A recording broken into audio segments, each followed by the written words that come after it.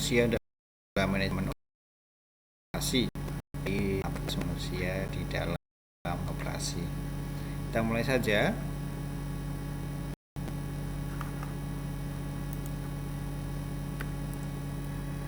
Mengapa perusahaan perlu sumber daya manusia? Tentunya kalau sederhananya itu mesin itu tidak bisa berjalan sendiri tanpa sumber daya manusia. Lalu ada beberapa produk yang harus dibuat oleh tangan-tangan manusia, seperti contohnya rokok. Lalu ada beberapa produk baju juga memerlukan sumber daya manusia. Pengertian sumber daya manusia dalam konteks bisnis adalah orang yang bekerja dalam suatu organisasi yang sering pula disebut karyawan. Sumber daya manusia merupakan aset yang paling berharga dalam perusahaan. Tanpa manusia, sumber daya perusahaan tidak dapat menghasilkan laba atau menambah nilai sendiri. Seperti yang saya jelaskan tadi, bahwa pentingnya kita mempunyai atau perusahaan mempunyai sumber daya manusia itu ya untuk menggerakkan roda perusahaan, untuk menghasilkan barang, untuk mempresentasikan sesuatu, untuk menjual, termasuk juga marketing, termasuk juga akuntan, termasuk juga karyawan yang ada di pabrik. Semuanya sangat penting bagi perusahaan. Lalu kegiatan manajemen sumber daya manusia, kinerja pegawai atau karyawan. Kinerja karyawan adalah hasil kerja secara kualitas dan kuantitas yang dicapai oleh seorang karyawan dalam melaksanakan tugas sesuai dengan tanggung jawabnya. Lalu ada produktivitas karyawan. Produktivitas karyawan adalah keluaran atau output produk atau jasa persatuan produk input sumber yang digunakan dalam proses produksi. Produktivitas dapat dinyatakan dalam ukuran fisik atau physical productivity dan ukuran finansial atau financial productivity. Lalu ada semangat kerja merupakan kondisi bagaimana seorang pegawai melakukan pekerjaan setiap hari. Semakin tinggi semangat kerja, maka akan meningkatkan produktivitas kerja pegawai. Tingkat semangat kerja pegawai dapat dilihat dari tingkat kehadiran ketika dia ada di perusahaan. Jadi di tiga ini, kalau kalian besok mengerjakan skripsi atau tugas akhir, mungkin concern ke manajemen sumber daya manusia, bisa sangat atau sangat bisa dijadikan skripsi. Bagaimana pengaruh kinerja terhadap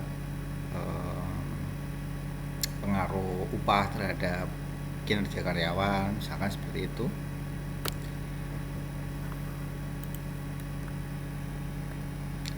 Lalu lanjut sumber daya manusia dan operasional.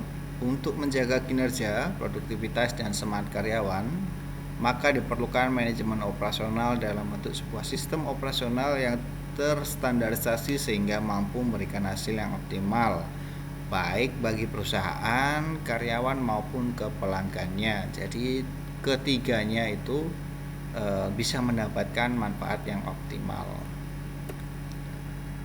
Fungsi manajemen sumber daya manusia.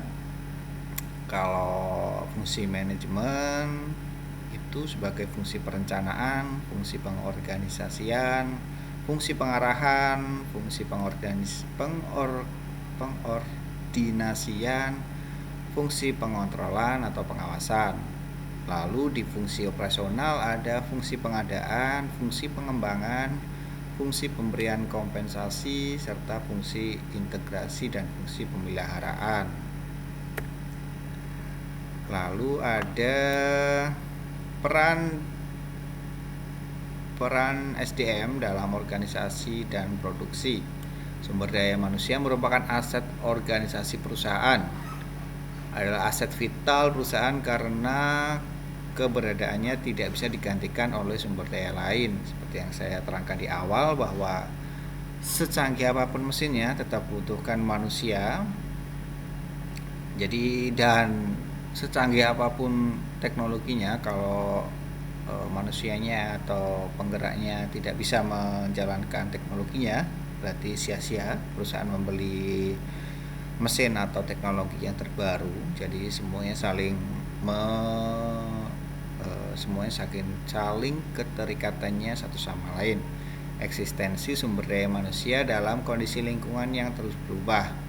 Eksistensi sumber daya manusia dalam kondisi lingkungan yang terus berubah dituntut kemampuan untuk selalu beradaptasi agar mereka tidak tergilas oleh perubahan itu. Sumber daya manusia dalam organisasi harus senantiasa berorientasi pada visi, misi, tujuan, dan sasaran organisasi ketika berada di dalamnya. Jadi itu tadi, jadi teknologi yang semakin maju harus membuat perusahaan serta sumber daya manusianya juga terus berubah, terus berlatih, terus meningkatkan skillnya biar tidak tergantikan. Kalau tergantikan akan tergilas sendiri oleh kemajuan zaman. Lalu manfaat analisis kebutuhan, optimalisasi sistem manajemen informasi utamanya kepada data karyawan, memanfaatkan SDM seoptimal mungkin, mengembangkan sistem perencanaan SDM dengan efektif dan efisien, mengorganisasikan fungsi-fungsi manajemen secara optimal, mampu membuat perkiraan kebutuhan SDM dengan lebih akurat dan cermat. Lanjut, ada peramalan kebutuhan sumber daya manusia, peramalan permintaan sumber daya manusia. Ramalan untuk kebutuhan permintaan itu sebaiknya dibagi dalam permintaan jangka panjang dan permintaan jangka pendek. Kita lanjut.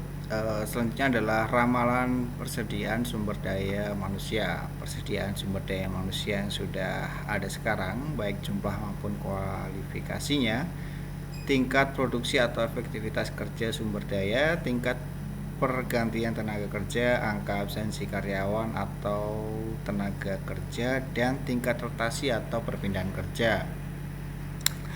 Lalu ada perlakuan atas sumber daya manusia berdasarkan perhitungan atau ramalan kebutuhan di suatu pihak dan ramalan persediaan sumber daya manusia yang ada saat ini, maka perlu tindak lanjut, yaitu perlakuan atau tindakan yang akan diambil. Lalu ada faktor-faktor yang mempengaruhi ramalan kebutuhan sumber daya manusia yang dibagi menjadi dua, yaitu eksternal dan internal. Yang eksternal adalah ekonomi nasional dan internasional atau secara global, lalu sosial, politik, dan budaya. Bagaimana perkembangan ilmu dan teknologi, pasar tenaga kerja, dan perusahaan pesaing. Lalu dari faktor-faktor yang mempengaruhi secara internal adalah faktor rencana strategis dan rencana operasional. Lalu faktor prediksi produk dan penjualan, faktor pembiayaan SDM, faktor pembukaan bisnis baru, sampai dengan faktor keterbukaan dan keikutsertaan para manajer. Jadi ketika meramalkan kebutuhan sumber daya manusia, itu dilihat dari dua faktor. Bagaimana, misalkan kalau dari faktor eksternal, ketersediaan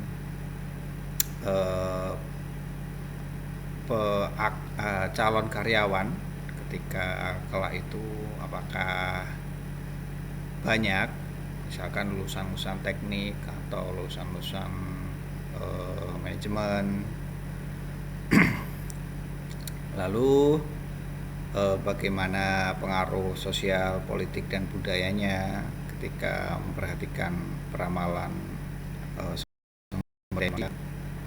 Secara internal pasti yang kita cari adalah, atau yang kita perhatikan adalah pembiayaan sumber daya manusianya, Apakah perhitungan dengan misalkan kita sekarang punya 100 karyawan dengan gaji sekian, lalu ketika kita menambahkan karyawan di kemudian hari tentu pembiayaan SDM akan semakin membengkak. Nah, itu perlu atau tidak? Sumber daya manusia sebagai salah satu sumber daya yang ada di organisasi memegang peranan penting dalam keberhasilan pencapaian tujuan organisasi. Berhasil atau tidaknya tergantung pada kemampuan sumber daya manusia dalam menjalankan tugas dan fungsinya. Manusia selalu berperan aktif dan selalu dominan dalam aktivitas organisasi, karena manusia menjadi perencana, pelaku, sekaligus penentu terwujudnya tujuan organisasi atau visi misi organisasi. Mungkin itu yang bisa saya sampaikan di video kali ini. Jika ada kurangnya saya mohon maaf. Selamat menyaksikan video saya. Wassalamualaikum warahmatullahi wabarakatuh.